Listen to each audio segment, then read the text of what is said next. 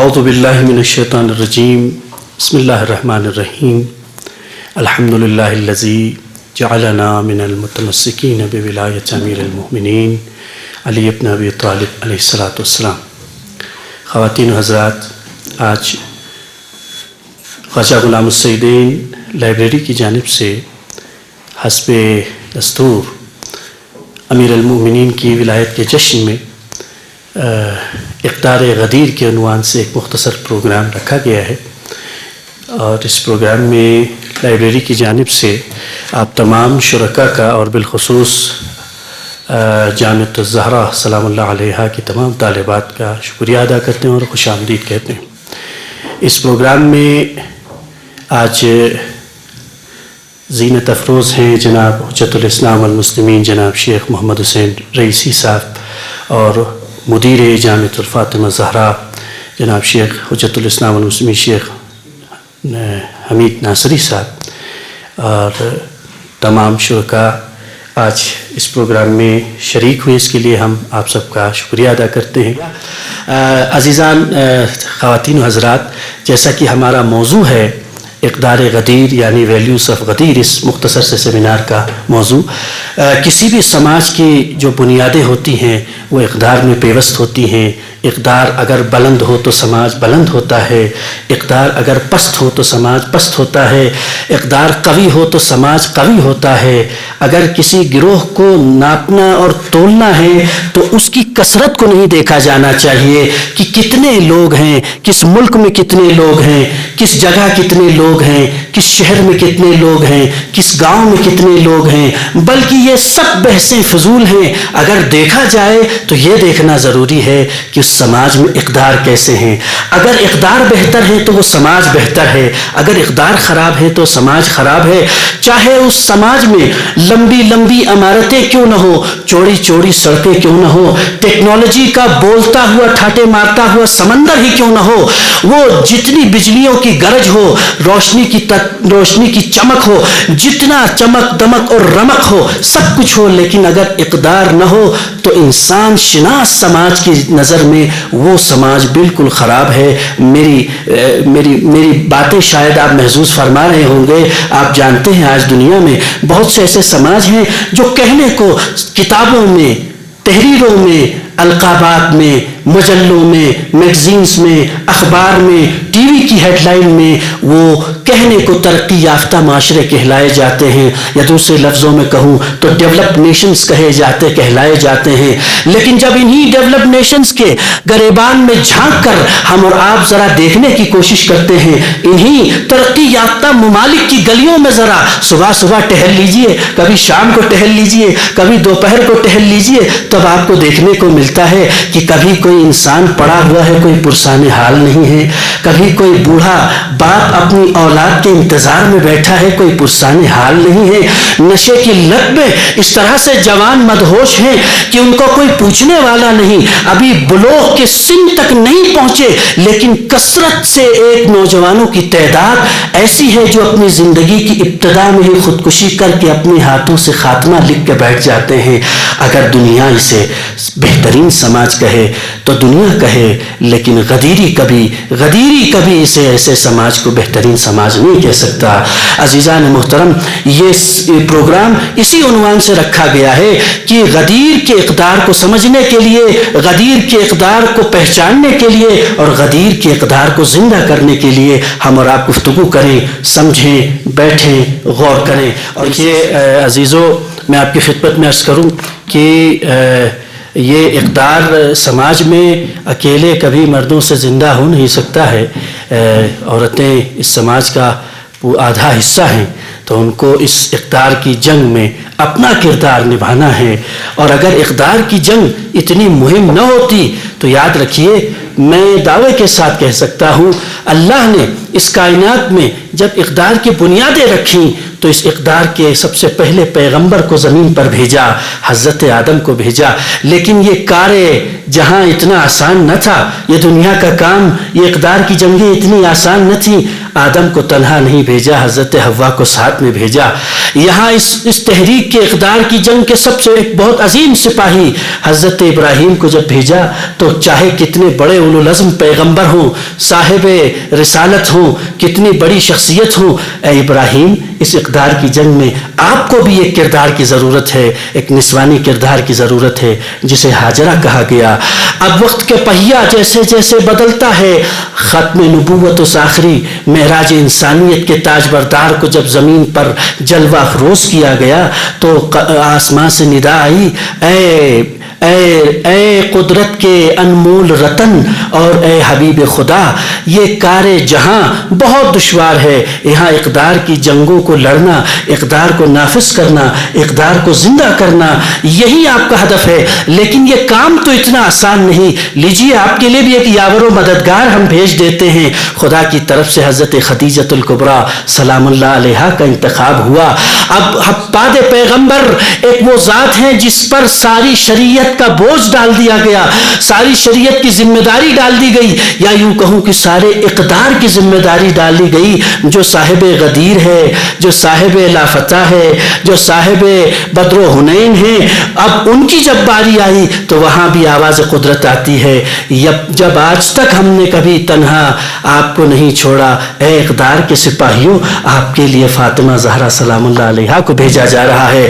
اور جب جو دیکھیے ابھی تک بات گھروں کے اندر تھی، ابھی تک بات کی نہج الگ تھی، ابھی تک بات کا انداز الگ تھا، لیکن جب سماج میں خرابیاں اپنی اوج پر آ گئیں، اپنی بلندی پر آ گئیں، یا دوسرے لفظوں میں ہمارے جوانوں کے لیے کہوں، اقدار پست ہونے لگے، سماج گرنے لگا، برائیاں اپنی پیک پر آ گئیں، تب اقدار کے سپاہی نے کمر کسا۔ لوگ حج میں مشغول تھے، لوگ طواف میں مشغول تھے، لوگ نمازوں میں مشغول تھے، لوگ ذکر میں مشغول تھے، اور وہ فکر میں مشغول تھا۔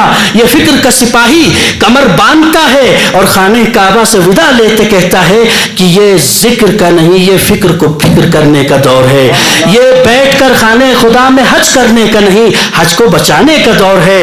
سماج کی پستی اتنی ہے کہ ایسے پست سماج میں متقی انسان اگر خانہ خدا میں بھی بیٹھ جائے تو وہ کچھ دیر تو نماز پڑھ سکتا ہے، لیکن اس کی عبادتیں ساری سڑی گلی عبادتیں ہو جائیں گی۔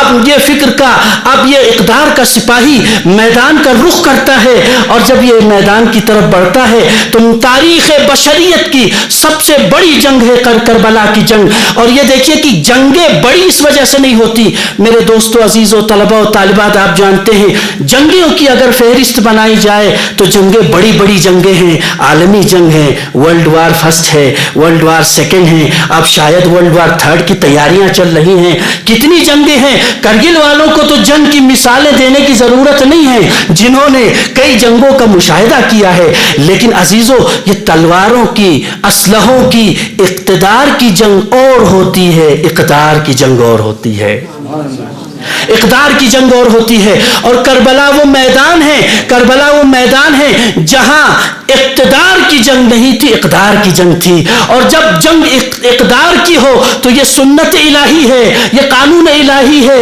یہ قانون پروردگار ہے، یہ مزاج انسانیت ہے، یہ مزاج حق ہے کہ جب بات اقدار کی ہو تو اس وقت یہ نہیں دیکھنا چاہیے کہ کون سپاہی ہے، کون مرد ہے، کون عورت ہے، کون بچہ ہے، کون بوڑھا ہے، کون ضعیف ہے، کون توانا ہے۔ جب بات اقدار کی آئے تو گھر سے سب پر نکلنا واجب ہو جاتا ہے۔ یہی وجہ ہے جب وہ خانہ کعبہ کو ودا کر کے نکلا تو تنہا حسین نہیں نکلا، بلکہ حسین کے ساتھ ساتھ اس اقدار کی عظیم سپاہی حضرت زینب سلام اللہ علیہا نکلی۔ اور شاید اسی وجہ سے اقبال نے دو مصرے میں بات کہی کہ عورت کبھی حوا، کبھی مریم، کبھی زہرا، عورت کبھی مریم، عورت کبھی حوا، کبھی مریم، کبھی زہرا، عورت نے ہر ایک دور میں قوموں کو سنبھالا، عورت نے ہر ایک دور میں قوموں کو سنبھالا۔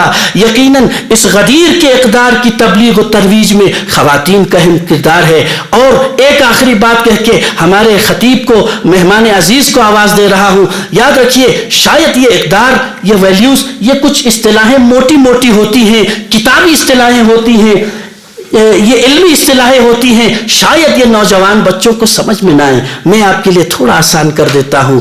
آپ کو یاد ہے یہی سماج، یہی کنبہ، یہی لوگوں کا ہجوم جس میں ہم اور آپ زندگی کر رہے ہیں، ایک دور تھا جب لوگ گواہیاں دیا کرتے تھے کہ کرگل میں اگر سامان سڑک پہ پھینک دیا جائے تو کوئی اس کو اٹھانے والا نہیں ہوتا، دکاندار دکان میں تالے نہیں لگایا کرتے تھے، باہر سے سامان آتا تھا تو ان لوڈ کر کے ٹرک والے چلے جاتے تھے، کوئی اسے ہاتھ نہیں لگاتا تھا۔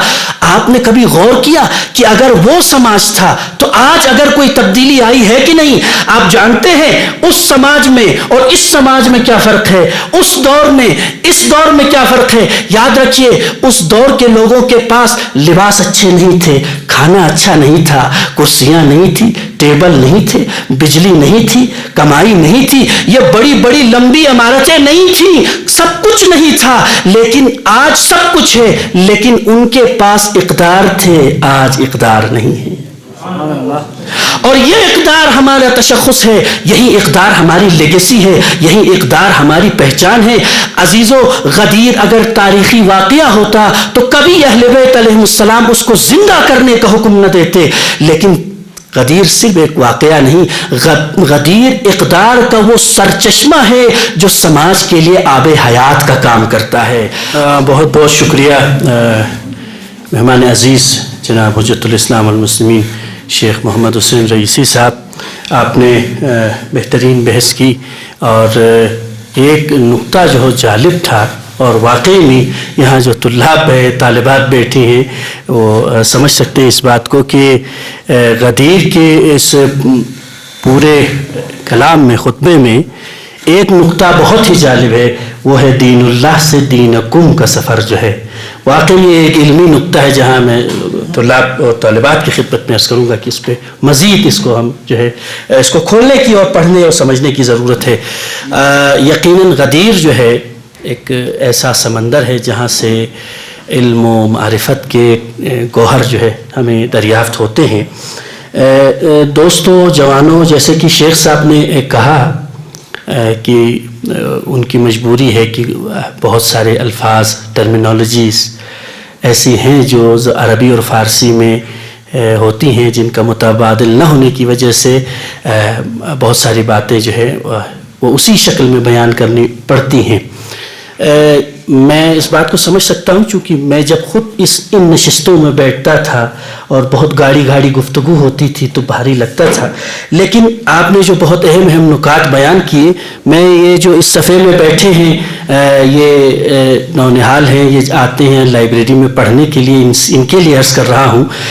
علماء اور طالبات اور طلباء تو بہت بہتر جانتے ہیں غدیر، جیسا کہ آغا صاحب نے کہا کہ غدیر کے بہت سارے گوشے ہیں، غدیر کے تاریخی پس منظر، اخلاقی پس منظر اور اعتقادی پس منظر، اور آج ہم نے کوشش کی کہ لائبریری کی جانب سے کوشش کی کہ ہم ان موضوعات کے دیگر مختلف ایسے پہلوؤں پر گفتگو کریں کہ جو ہمارے سماج کی ضرورت اور ہماری ضرورت ہے۔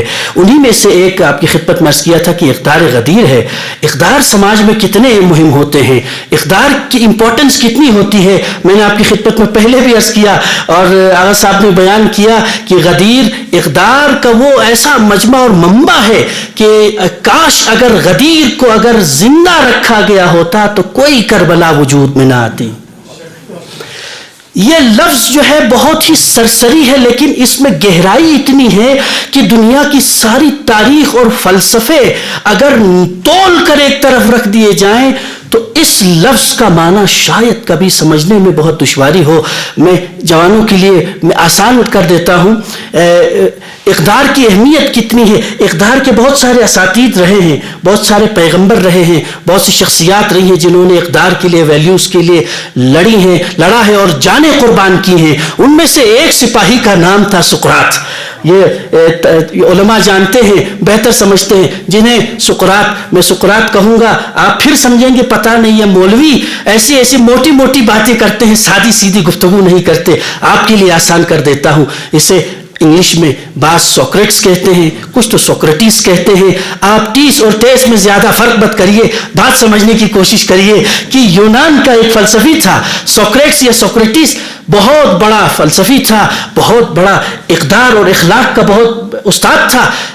حکومت وقت میں اپنی ان خیالات کی وجہ سے انہیں قید کر دیا، جیل میں ڈال دیا گیا. اور ہوتا ہی یہی ہے، جب اقدار اور اقتدار کی جنگ ہوتی ہے تو اقدار کو ہمیشہ قید کرنے کی کوشش کی جاتی ہے. وہی ہوا، اس کو سقراط کو جیل میں ڈالا گیا. اور دیکھیے اقدار کیسے زندہ رہتے ہیں. سقراط کو جیل میں ڈالا گیا، اور جیل میں جب ڈالا گیا سقراط کے شاگردوں نے کوشش کی کہ استاد کو بچائیں، استاد کو جیل سے نکالا جائے. سقراط کے سارے شاگرد جمع ہوئے، جمع ہونے کے بعد میٹنگ کی کہ استاد کو کیسے بچایا جائے. انہوں نے تجویز کی، پیسے اکٹھا کیا، چندہ کیا دوسرے لفظوں میں کہیں، اور چندہ کر کے داروغہ زندان کو یا جیلر کو رشوت دی یا جیسے بھی کر کے انہوں نے مینج کیا اور پہنچے زندان کے اندر، جیل کے اندر. اور جیل کے اندر پہنچے، اپنے شاگردوں کو دیکھ کے حیران ہوا. سقراط کہتا ہے کہ تم لوگ یہاں کیسے آئے ہو؟ وہ کہتے ہیں ہم نے آپ کے بھاگنے کا یہاں سے انتظام کر دیا ہے، ہم نے یہاں سے آپ کے فرار ہونے کا انتظام کر دیا ہے، ہم نے آپ کی زندگی کو بچانے کا انتظام کر دیا ہے. سقراط اگر اقتدار پسند ہوتا تو شاید گھٹنے ٹیک دیتا اور اس جیل سے فرار ہو جاتا، لیکن فرار سقراط شاید ہماری اس غدیر کی محفل میں کسی کام کا نہ ہوتا. لیکن سقراط وہاں ڈٹ کے بیٹھا، اور اس نے ایک جو جملہ کہا ان شاگردوں کے لیے کہا تھا، آج ہم شاگردوں کے لیے بہت مفید جملہ ہے. سقراط کہتا ہے کیا کہا؟ میں جیل توڑ کر، قانون توڑ کر اس جیل سے باہر چلا جاؤں؟ میں جس قانون کی بالادستی کے لیے جیل میں آیا ہوں اس کے لیے زہر کا پیالہ پینا تو برداشت کر سکتا ہوں، قانون توڑ کے باہر جانا برداشت نہیں کر سکتا.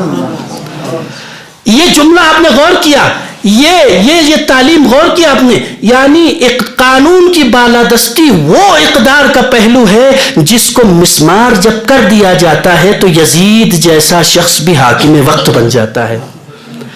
یہ قانون کی پاسداری کا پہلو جب سماج سے مخدوش ہو جاتا ہے، ختم ہو جاتا ہے، تو اس سماج میں داعش جیسا گروہ پیدا ہوتا ہے، اس سماج میں دہشت گردی پیدا ہوتی ہے، اس سماج میں ظلم پیدا ہوتا ہے، اس سماج میں فساد پیدا ہوتا ہے. اور یاد رکھیے جس سماج میں قانون کی بالادستی ہوتی ہے اس سماج میں عدل و انصاف کی گنجائش رہتی ہے. اور غدیر، اور سنیے بس آخری بات کہہ رہا ہوں، قاعدے سے تو مجھے کم کہنا چاہیے تھا لیکن کیا کروں، ہمارے مہمان اتنے پابند تھے، مجھے توقع نہیں تھی اتنے پابند تھے. آپ جلدی آئے جلدی چلے گئے.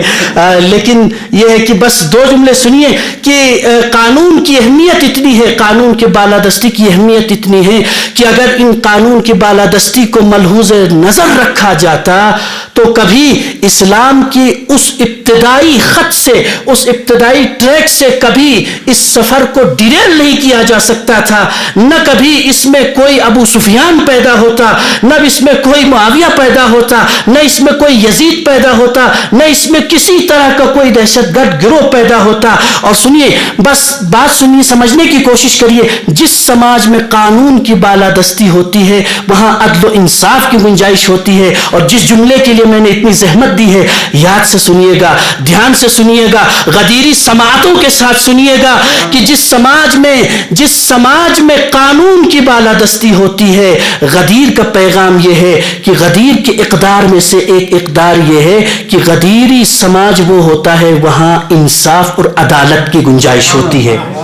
سنیے، عدالت اور انصاف کی گنجائش ہوتی ہے. عدالت اور انصاف میں بھی ایک باریک فرق ہے. عدالت، جسٹس جان رالس نے ساری زندگی گوا دی صرف ایک لفظ کو سمجھنے کے لیے. بال سفید ہو گئے، دانت گر گئے، کمر خم ہو گیا، لیکن ایک پوری زندگی کا نچوڑ اگر جان رالس پیش کرتا ہے تو اسے عدالت کہتے ہیں. آپ آسان سمجھتے ہیں، غدیر کا مقصد بھی عدالت ہے، وارث غدیر کا مقصد بھی عدالت ہے.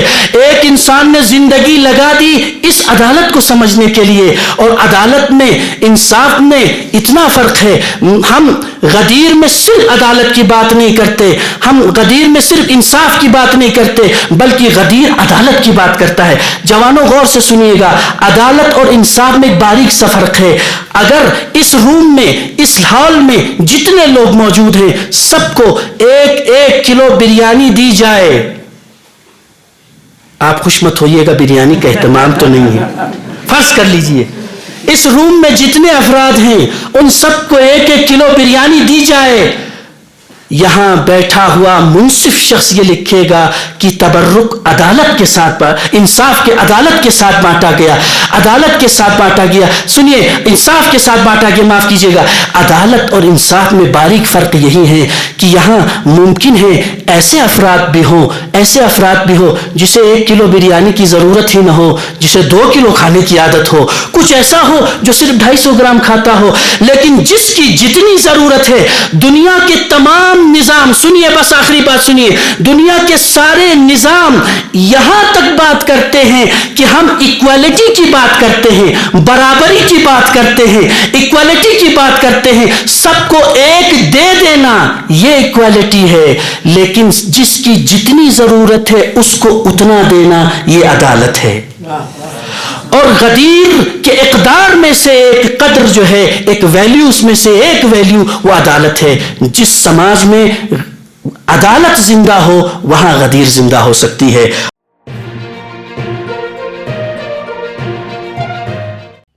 مقامی، قومی اور بین الاقوامی خبروں سے باخبر رہنے کے لیے چینل کو لائک، شیئر اور سبسکرائب کریں. ساتھ ہی بیل آئیکن دبانا نہ بھولیں.